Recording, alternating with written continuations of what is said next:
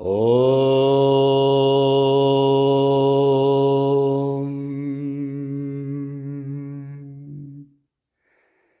Brahmanandam Paramasukadam Kevalam Jnanamurtim Dvandvatitam Ganganasadrisham Tattvamasyadilaksham Ekam Nityam Vimalamachalam Sarvadi Sakshibhutam Bhavatitam Trigunarahitam Sadgurum Tam Namami.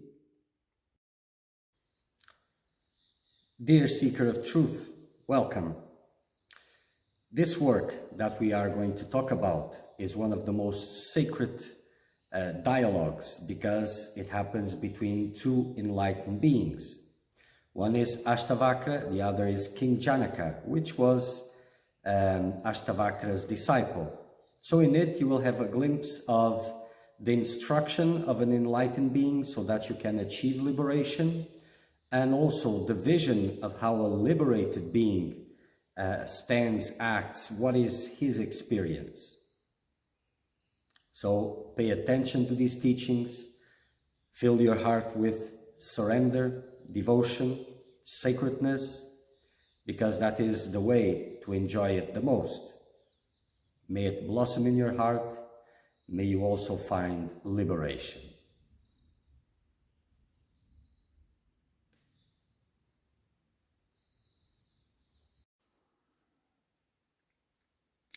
Hello everyone, welcome. This series will be about a very beautiful work, which is Ashtavakra Samhita, a beautiful dialogue between master and disciple, where the master is an enlightened being and the disciple reaches self-realization. And the vision from where they stand and their words, their teachings, it is a beautiful dialogue which we are going to go through step by step.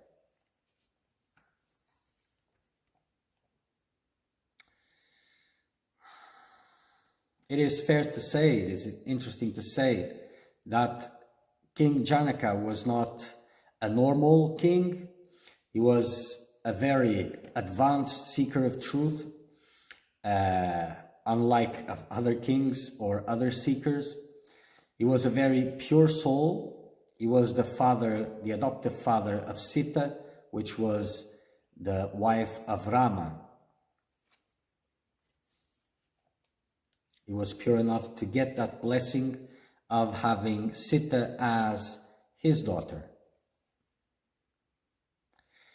So this depicts a conversation between the two, probably many conversations depending, but the history of it we will not go in detail. Let's focus on the dialogue and on the teachings in themselves. So this is first chapter, instruction on self-realization. Janaka said, "How can knowledge be acquired? How can liberation be attained?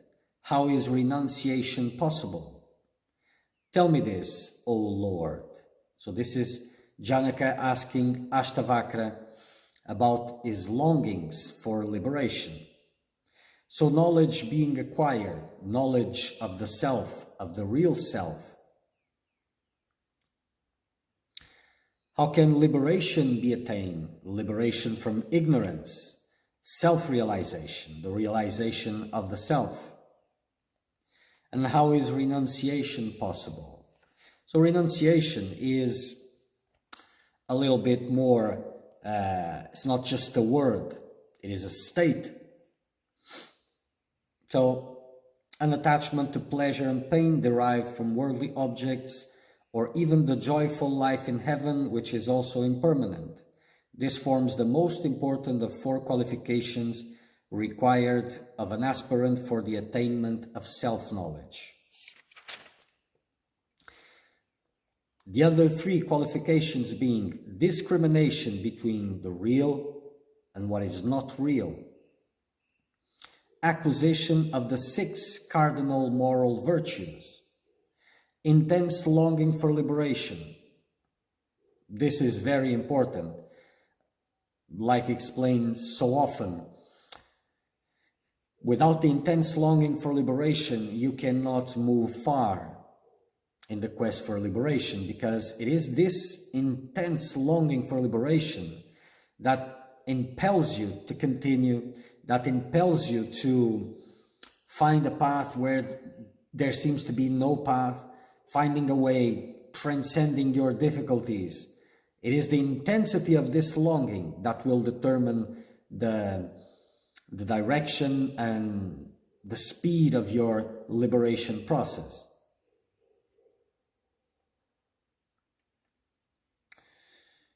And the 6 cardinal moral virtues are sama, restraining of the outgoing propensities of the mind; dhamma, restraining of the external senses through which the mind attaches itself to objects; uparati, withdrawing the self; titiksha, forbearance; samadhana, self-settledness; shraddha, faith. So let's go for the first one, sama, restraining the outgoing propensities of the mind.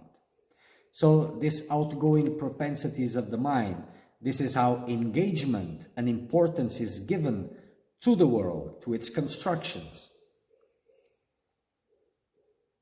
So restraining these outgoing propensities of the mind cuts the mixing, the investment in the world, and by itself in the belief of the reality of the world, in the feeding one's own belief in the reality of the world. So when you stop this engagement, you start weakening these structures. And this is very important, crucial for the purification of the mind. Dhamma, restraining the external sense organs through which the mind itself attaches itself to sense objects. So restraining the senses, restraining the contact with the objects of the senses, so that attachment is no longer created and this distance is maintained, so that purification of the mind continues.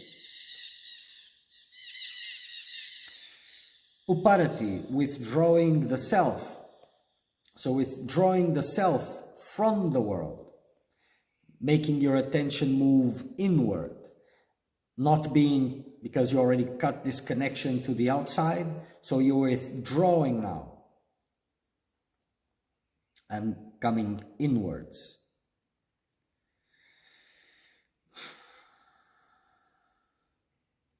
Titiksha, forbearance. So this titiksha is also a very important teaching and quality to be developed. It is called, in this case, a moral virtue, the capacity to bear discomfort, to bear pain without altering oneself. This is very important, because if you don't have this quality, titiksha, forbearance, you will certainly react to the opposites, and eventually you will come back, resume your investments in the world, in changing the circumstances that are afflicting you. So developing this moral virtue is very important for a seeker of truth.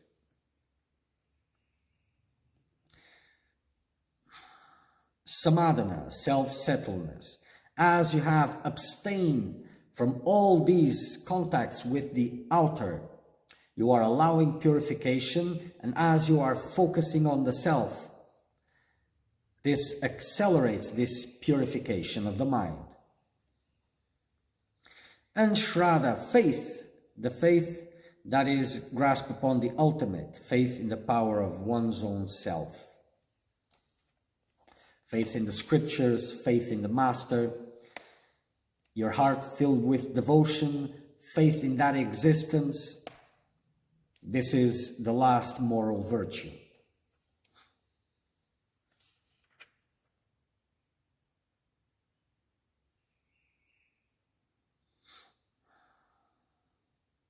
And of course, how is this renunciation possible? So this is a question made by a seeker of truth who is strongly developing, who has developed a lot of these moral virtues and still has not yet achieved liberation. So it is someone who knows what he is talking about.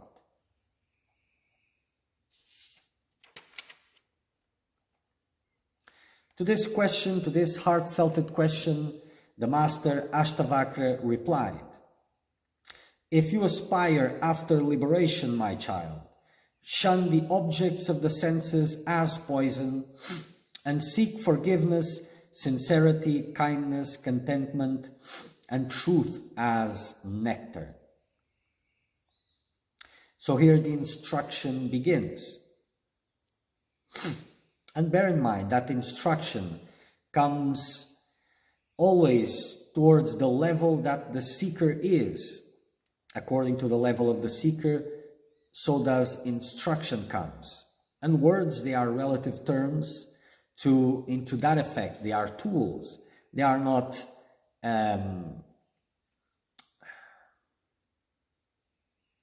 absolute in themselves. They are there to transmit a vision, an insight. So shun the objects of the senses as poison. You do not touch poison.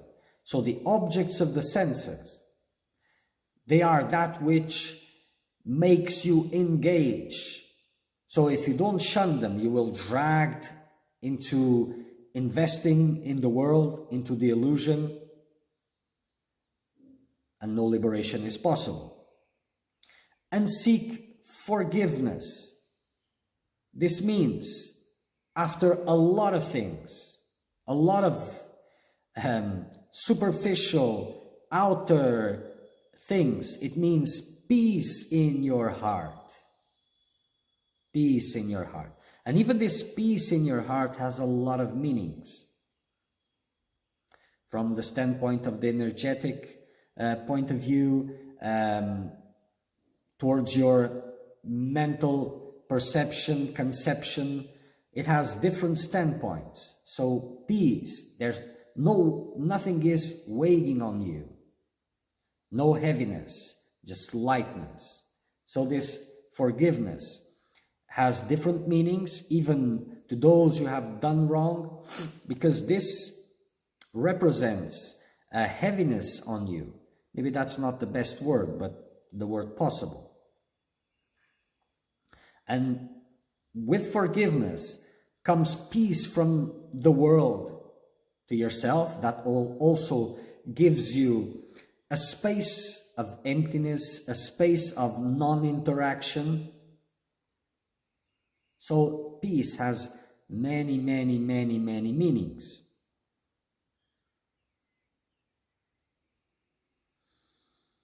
Another thing that comes with forgiveness, seeking forgiveness, and which is also very important, which is humbleness. Humbleness. And not only humbleness, it creates so many things. These words, they just seem simple words, but they are not. As you investigate them, they bring a lot of things with them.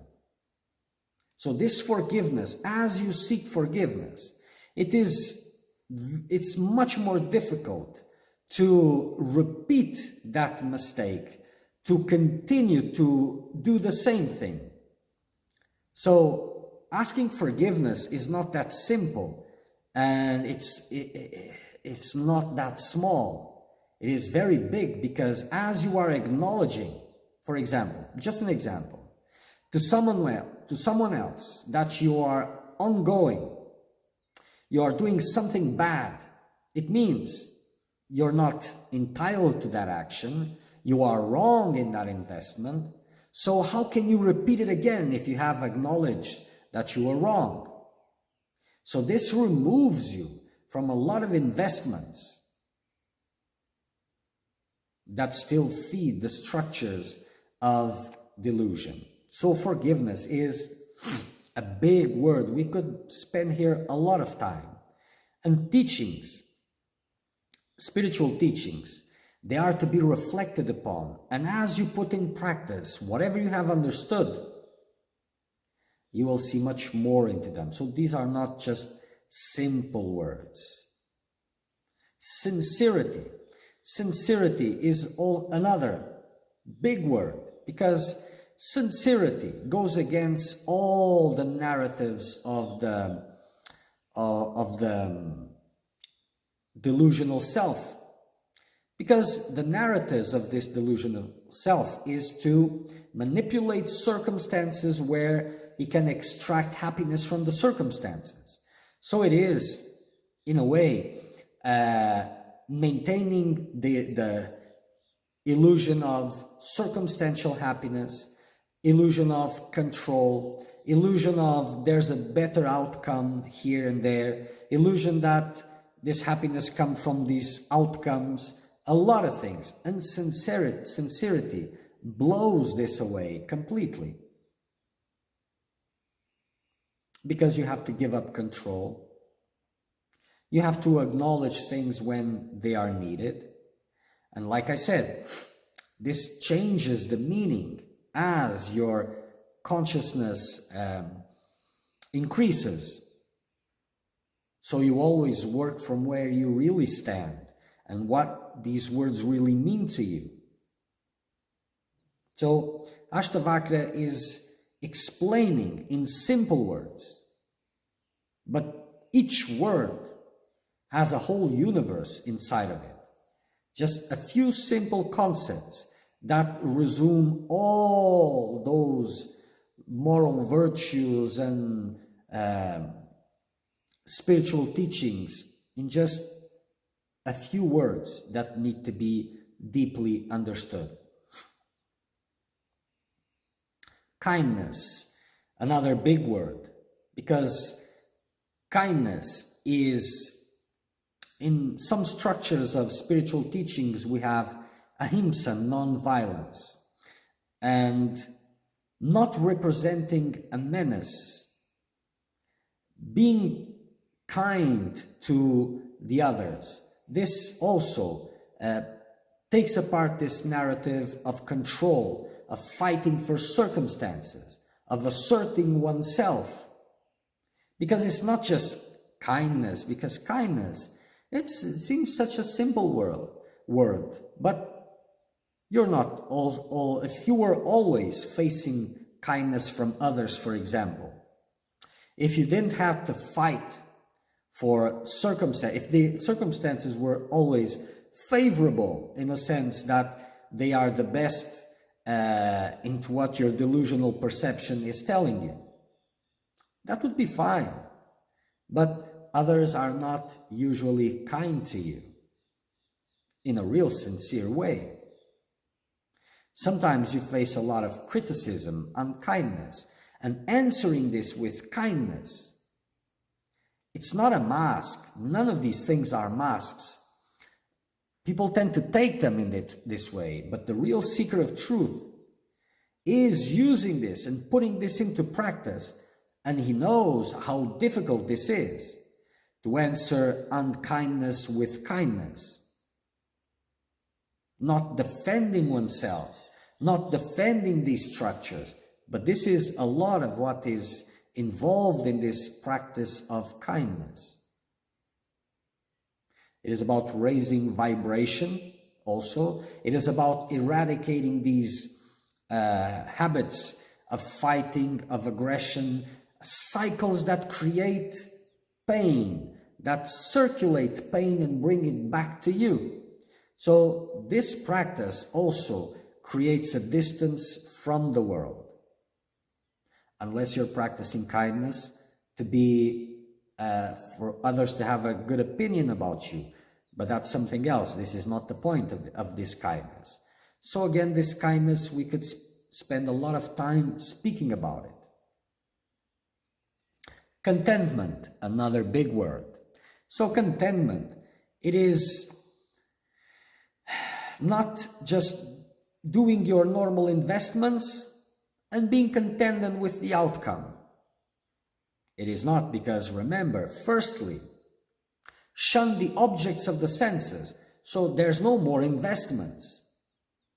And contentment, what is left, which is not much or nothing or whatever is there, but the need of the mind that hankers about circumstances, about sense pleasures, about all of this. Seeking contentment gives you peace, gives you time, gives you silence, gives you stillness to use in the purification of the mind. Contentment by itself is a practice of self-purification. It is also a very big word. And it's not intended here to protect your investments and, okay, so I invest this, whatever comes, I'm satisfied. It's not that, because we already shun these objects of the senses and interaction with the sense. We already shun this. Contentment in your own situation. In these circumstances you have created to deepen your spiritual practice, to purify the mind. And truth as nectar.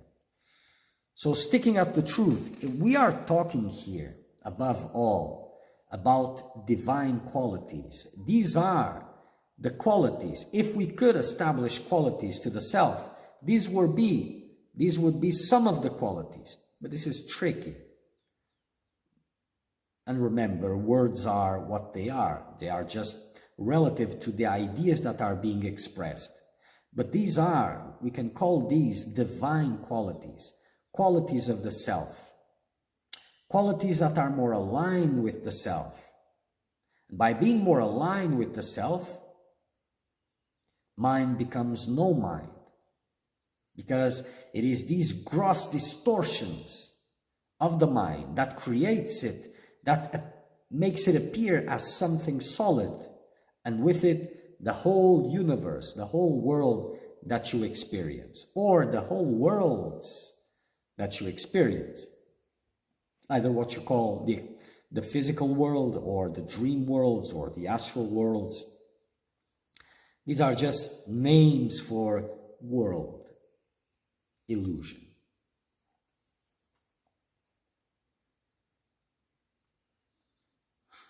And not only this truth means the truth about who you really are, but it comes in line with all others. Sincerity, so the truth that you know at this moment to be the truth. Not about absolute truth, of course, but what you know to be the truth at this moment. So all these interact with each other. And they have to be embraced by one another. And it is the practice of this that brings the purification of the mind, the dissolution of the world. They are synonymous.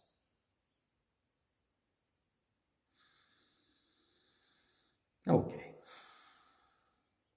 Om Purnamada Purnamidam Purnat Purnamudachyate Purnasya Purnamadaya Purnameva Vashishyate.